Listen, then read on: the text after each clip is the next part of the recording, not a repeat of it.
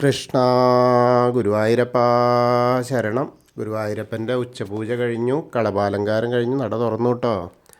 അപ്പോൾ നമുക്ക് ഗുരുവായൂരപ്പനെ കാണാൻ പോണ്ടേ. ആ ചതുർബാഹുവായ വിഗ്രഹത്തിൽ ഇന്ന് ഏത് രൂപത്തിലാണ് ഭഗവാൻ നമ്മളെ കാത്തിരിക്കുന്നത് ദർശനം നൽകാനായിട്ട് എന്നറിയില്ല.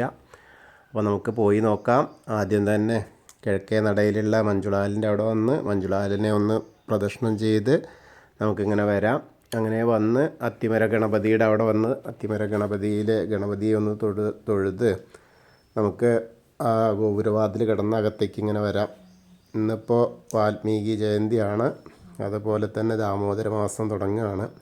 അപ്പോൾ അങ്ങനെയൊക്കെ വിശിഷ്ടമായ ഓരോരോ ദിവസങ്ങളാണ്. പോരാത്ത ചൊവ്വാഴ്ചയാണ്, വലിയ തിരക്ക് എന്ന് പറയല്ല, എന്നാൽ കുറച്ചൊക്കെ ഉണ്ടേനി. അങ്ങനെയാണ്.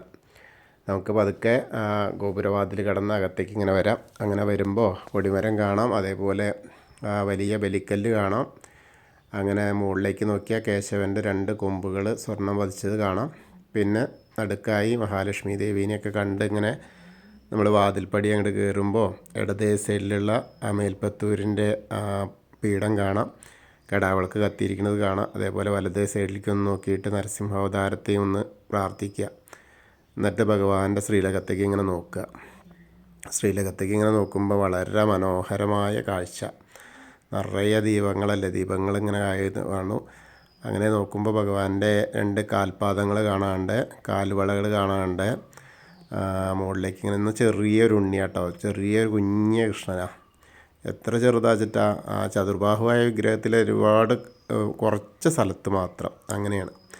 അങ്ങനെ നോക്കുമ്പോൾ ചെറിയ പട്ടുകോണകം, ചുവന്ന പട്ടുകോണകം എടുത്തിട്ടുണ്ട്. അങ്ങനെ മുകളിലേക്ക് നോക്കിയാൽ അരമണി കിങ്ങിണി കാണാണ്ട്, അതേപോലെ ഒരു വളയം പോലത്തെ മാല, പതക്കം പോലത്തെ മാല, ഒരു മാങ്ങാമാല, അങ്ങനെയാണ് കാണുന്നത്. അങ്ങനെ കൈവളകൾ കാണാണ്ട്. കൈവളകൾ എന്താ വെച്ചാൽ കാലിങ്ങനെ ഇങ്ങനെ ഇതാക്കി വെച്ചിട്ടാണ്.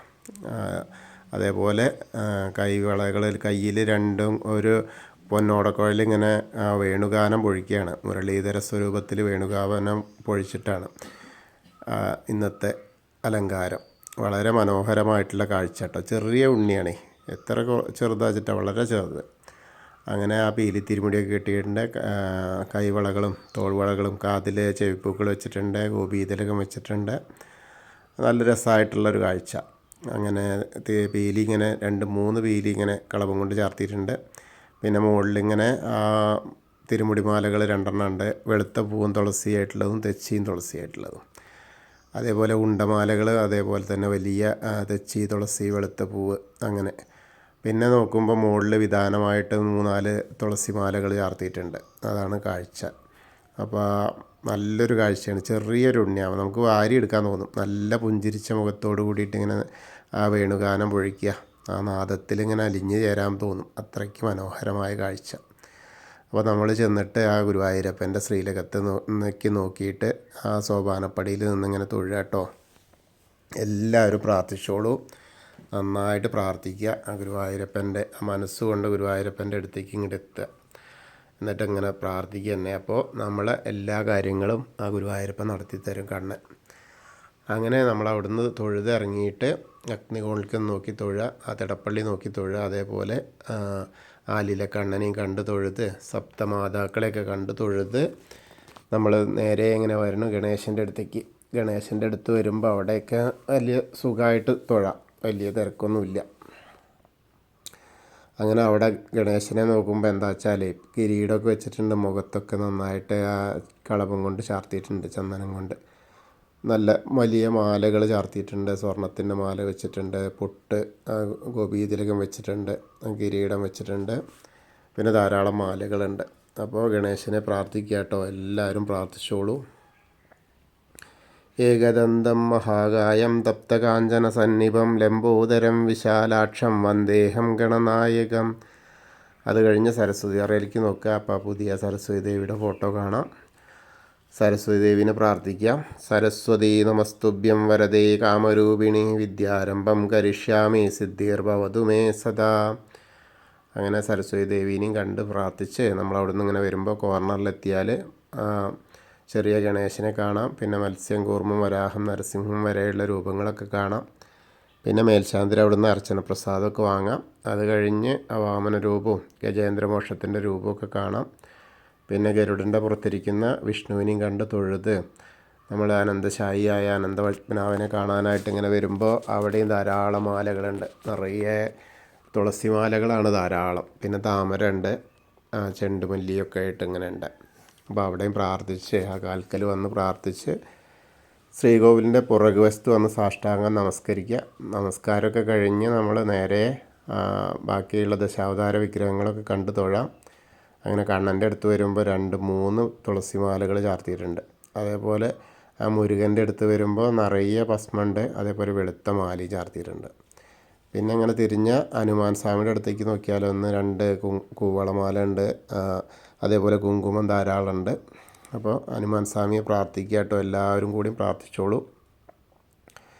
ത്വമസ്മിൻ കാര്യനിര്യാഗേ പ്രമാണം ഹരിസത്തമ ഹനുമാൻ യജ്ഞമാസ്തായ ദുഃഖക്ഷയകരോ ഭവ മനോജവം മാരുതതുല്യവേഗം ജിതേന്ദ്രിയം ബുദ്ധിമതാം വരിഷ്ഠം വാദാത്മജം വാനരയൂതമുഖ്യം ശ്രീരാമദൂതം ശിരസാ നമാമി ബുദ്ധിർബലം യശോധൈര്യം നിർഭയത്വം അരോഗത അജാഡ്യം വാക്പടുത്തം ഹനുമസ്മരണാത് ഭവേത്. ഓം നമോ ഭഗവതേ ആഞ്ജനേയായ മഹാബലായ സ്വാഹ. ഹനുമാൻ സ്വാമിയെ കണ്ട് തൊഴുത് രാധാകൃഷ്ണ വിഗ്രഹവും അതേപോലെ കാളിമർദ്ദന രൂപവും വെണ്ണക്കണ്ണനെയൊക്കെ കണ്ട് തൊഴുത് നമ്മൾ ഓവിൻ്റെ അവിടെ ഒന്ന് പ്രാർത്ഥിക്കുക. പിന്നെ താമരക്കണ്ണനെയും കൽപ്പകവൃക്ഷത്തിൻ്റെ ചുവട്ടിലിരിക്കുന്ന താമരക്കണ്ണനെ കണ്ട് തൊഴുക. അതിനുശേഷം നമ്മൾ കിഴക്ക് വശത്തേക്ക് ഇങ്ങനെ നോക്കിയാൽ, മുകളിലേക്ക് നോക്കിയാൽ ആ കൊടിമരം കണ്ട് തൊഴാം. പിന്നെ മണിക്കിണറും നൃത്താറയിലൊക്കെ കണ്ടിട്ട് ഇങ്ങനെ കുറൂരമ്മേനെയും നാരദരെയും വസുദേവരെയൊക്കെ കണ്ട് അതേപോലെ മേൽപ്പത്തൂരിനെയൊക്കെ കണ്ട് വടക്കേ നടയിൽ കൂടെ ഇങ്ങനെ പുറത്തേക്ക് വരിക. അങ്ങനെ വന്നാൽ നേരെ പ്രസാദ കൗണ്ടറിൻ്റെ അവിടുന്ന് ചന്ദനവും തീർത്ഥമൊക്കെ വാങ്ങാം. അതിനുശേഷം നമ്മൾ എടത്തരികത്തുകാവിലെ ഭഗവതിയും തൊഴാനായിട്ട് ഇങ്ങനെ വരാം. ഭഗവതിയെ തൊഴാനായിട്ട് ഇങ്ങനെ വരുമ്പോൾ അവിടെയും തിരക്കൊന്നുമില്ല, സുഖമായിട്ടുള്ള ദർശനമാണ്. അപ്പോൾ അങ്ങനെ വന്ന് ആ ഭഗവതിയെ നോക്കുക. ഭഗവതി നന്നായിട്ട് മുഖമൊക്കെ അണിഞ്ഞൊരുങ്ങിയിട്ട് നല്ല വലിയ കണ്ണിലൊക്കെ എഴുതിയിട്ട് കണ്ണൊക്കെ എഴുതി പൊട്ട് തൊട്ട് അതീവ സുന്ദരിയായിട്ടാണ് ഇരിക്കുന്നത് കേട്ടോ. നല്ല പട്ടൊക്കെ ഞൊറിഞ്ഞെടുത്തിട്ടുണ്ട്, നിറയെ പൂക്കളുണ്ട്, മാലകളുണ്ട്, അതേപോലെ അർച്ചനപ്പൂക്കളുണ്ട്. അപ്പോൾ നമുക്ക് അമ്മേനെ പ്രാർത്ഥിക്കാം. സർവമംഗളമാംഗല്യേ ശിവേ സർവാർത്ഥസാധികേ ശരണ്യേ ത്രയംബകേ ഗൗരി നാരായണി നമോസ്തുതേ. അങ്ങനെ അമ്മയെ കണ്ട് തൊഴുത് അവിടുന്ന് ഇങ്ങനെ വരുമ്പോൾ കോർണറിലെത്തിയാൽ മമ്മിയൂരപ്പനെ പ്രാർത്ഥിക്കുക തിരിഞ്ഞിട്ട്. നമശിവായ നമശിവായ നമശിവായ എന്നുള്ള പഞ്ചാക്ഷരി മന്ത്രം ജപിച്ച് മമ്മിയൂരപ്പനെ പ്രാർത്ഥിച്ചാൽ അപ്പോൾ മമ്മിയൂർ പോയ അനുഭവമാവും. എന്നിട്ട് അവിടുന്ന് നമ്മളങ്ങനെ വരുമ്പോൾ കൊടിമരത്തിൻ്റെ അവിടെ വന്നിട്ട് ഒരിക്കൽ കൂടി നമുക്ക് ആ വേണുഗോപാല സ്വരൂപത്തെ ഒന്നുകൂടി കണ്ടു തൊഴാം. പിന്നീട് അവിടെ നമസ്കരിച്ച് കൂത്തമ്പലത്തിൻ്റെ അവിടെ വരിക. കൂത്തമ്പലത്തിൻ്റെ അവിടെ വലിയ കിടാവിളക്ക് ഇങ്ങനെ കത്തി നിൽക്കേണ്ട, അത് കണ്ട് നമസ്കരിക്കുക. പിന്നെ അയ്യപ്പസ്വാമിയുടെ അടുത്തേക്ക് വരിക. അയ്യപ്പസ്വാമിയുടെ അടുത്ത് വന്നാൽ അയ്യപ്പസ്വാമിയുടെ അവിടെ നന്നായിട്ട് അലങ്കാരമൊക്കെ ആയിട്ടുണ്ട്. നല്ല കിരീടം, 2 ഇതുള്ള കിരീടമൊക്കെയാണ്, 2 തല എന്താ പറയുക 2 നിലയുള്ള കിരീടമൊക്കെ വെച്ചാണ്. അതേപോലെ തന്നെ ആ മാല, വലിയ മാല വെച്ചിട്ടുണ്ട്. പിന്നെ നല്ല കറുത്ത വസ്ത്രം മേലെ ഉടുപ്പിച്ചിട്ടുണ്ട്. അങ്ങനെയാണ്. പിന്നെ ധാരാളം പൂക്കളുണ്ട്. അയ്യപ്പസ്വാമിയെ പ്രാർത്ഥിക്കുക കേട്ടോ. ഭൂതനാഥ സദാനന്ദ സർവഭൂതദയാപര രക്ഷ രക്ഷ മഹാബാഹോ ശാസ്തേ സ്തുഭ്യം നമോ നമ. അങ്ങനെ അയ്യപ്പസ്വാമിയെ കണ്ട് തൊഴുത് പ്രദക്ഷിണമായി വന്ന് പടിഞ്ഞാറ് നടയിലുള്ള ആ വേണുഗോപാല സ്വരൂപം കാണാം. അതേപോലെ മുകളിലേക്ക് നോക്കിയാൽ കൊടിമരത്തിൻ്റെ മുകളിൽ ഗരുഡധ്വജനെയും കണ്ട് തൊഴുത് നമ്മളവിടുന്ന് ഇങ്ങനെ പടിഞ്ഞാറ് നടയിൽ കൂടെ പുറത്ത് വന്ന് രുദ്രതീർത്ഥക്കുളത്തെ ഒന്ന് പ്രദക്ഷിണം ചെയ്യാനായിട്ട് നോക്കുക. അപ്പോൾ നടുക്കുള്ള കാളിയമർദ്ദന രൂപിയെ കണ്ട് തൊഴാം. പിന്നെ നാരായണാലയത്തിൽ പോയിട്ട് പൂന്താനം തിരുമേരി പൂജിച്ചിരുന്ന ആ വിഗ്രഹം കണ്ട് തൊഴാം. പിന്നെ അവിടുന്ന് ഇങ്ങനെ വരുമ്പോൾ ഭഗവതിയുടെ അവിടെ ഒന്നുകൂടി വന്ന് തൊഴാം. പിന്നെ നേരെ ആ ദീപസ്തംഭത്തിൻ്റെ അവിടെ വന്നിട്ട് ഭഗവാന്റെ ശ്രീലകത്തേക്ക് ഒന്നുകൂടി നോക്കി തൊഴുത് പ്രാർത്ഥിച്ച് നമ്മൾ തെക്കേ നടയിലേക്ക് ഇങ്ങനെ വരിക. അതൊക്കെ നടയിലെത്തിയിട്ട് ആ കൂവളത്തെ ഒന്ന് പ്രദക്ഷിണം ചെയ്യാനായിട്ട് നോക്കുക. പ്രദക്ഷിണം ചെയ്യുമ്പോൾ മഹാദേവനും പാർവതി ദേവിനും മനസ്സിൽ സ്മരിക്കുക. അപ്പോൾ അവരുടെ അനുഗ്രഹം നമുക്ക് കിട്ടും. അപ്പോൾ നമ്മൾ ഇന്നത്തെയും ഗുരുവായൂരപ്പൻ്റെ ഉച്ചപൂജയും കളഭാലങ്കാരമൊക്കെ കണ്ടു തൊഴുതു. എല്ലാവർക്കും ആ ഗുരുവായൂരപ്പൻ്റെ അനുഗ്രഹം ലഭിക്കും.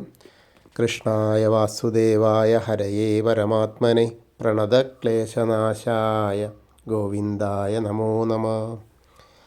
അതുപോലെ നമ്മളോട് പ്രാർത്ഥിക്കാൻ പറഞ്ഞ എല്ലാവർക്കും ആ ഗുരുവായൂരപ്പൻ്റെ അനുഗ്രഹം ലഭിക്കട്ടെ. അതിനുവേണ്ടി നമുക്ക് പ്രാർത്ഥിക്കാം.